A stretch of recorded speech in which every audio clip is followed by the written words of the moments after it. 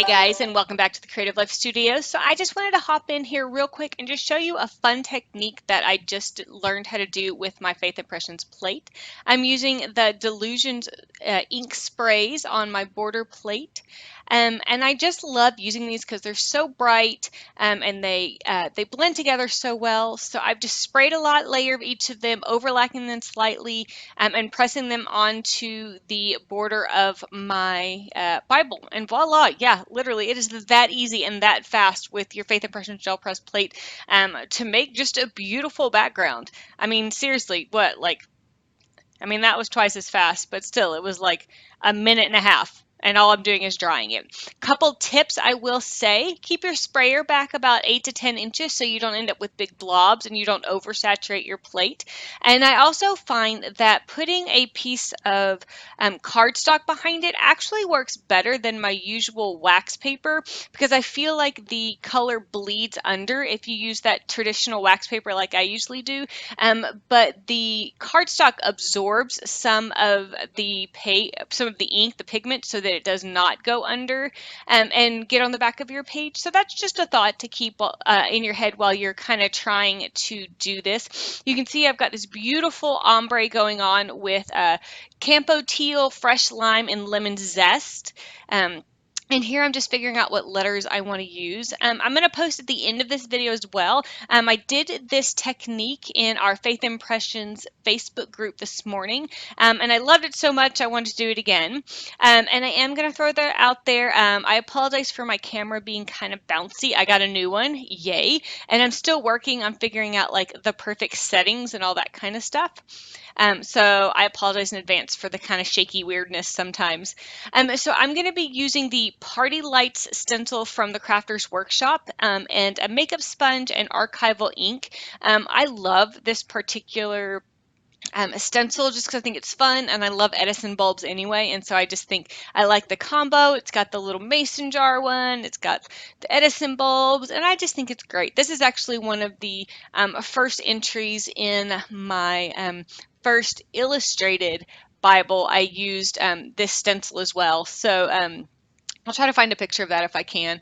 But anyway, I love it. It's from the Crafters Workshop. And so I made sure, of course, to keep my bulbs in fives because, you know, we know that the eyeball loves things in odd numbers. And so I had four. So I kind of just threw that other one over there on the right just a little bit.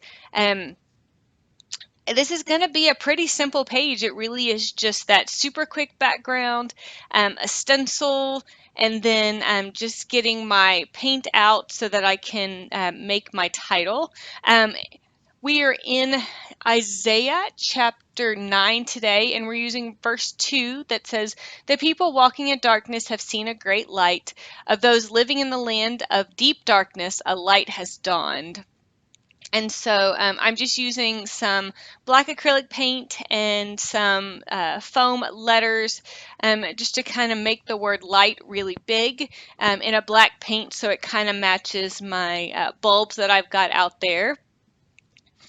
And so I just really liked this idea, and I thought it was a perfect use of the stencil that I love as well. And so I just thought it was great. I was actually going to do it in a different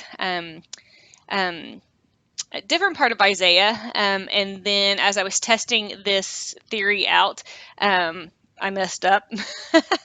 That's something you guys don't see is when I test out new ideas and that kind of stuff, and then the "oops, that didn't work out" page. So I got to figure out how to go back, and maybe that might be a fun series to do.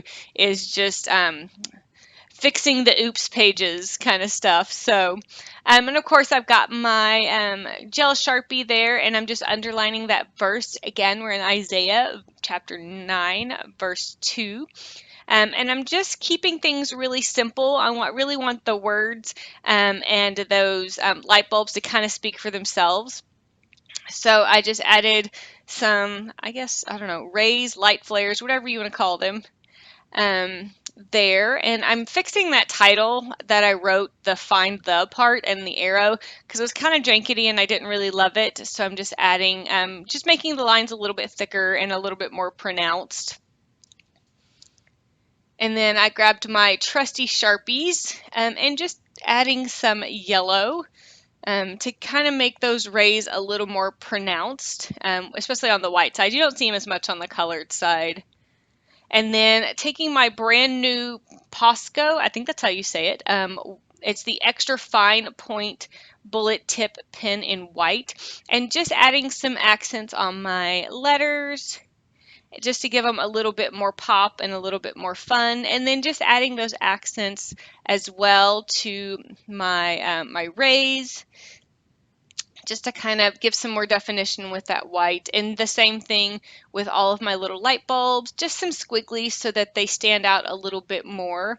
Again, there's nothing fancy about this thing. I think including digging supplies out, this entire project was just a little over 20 minutes. So I hope it inspires you just to take a few small things and just spend some time creatively in God's Word and just having fun and playing with stuff and learning some new techniques along the way. I will leave you guys a list of things that I used down in the bottom, and you guys have an amazing day, and I will see you guys on our next video. Have an awesome day. Bye, guys.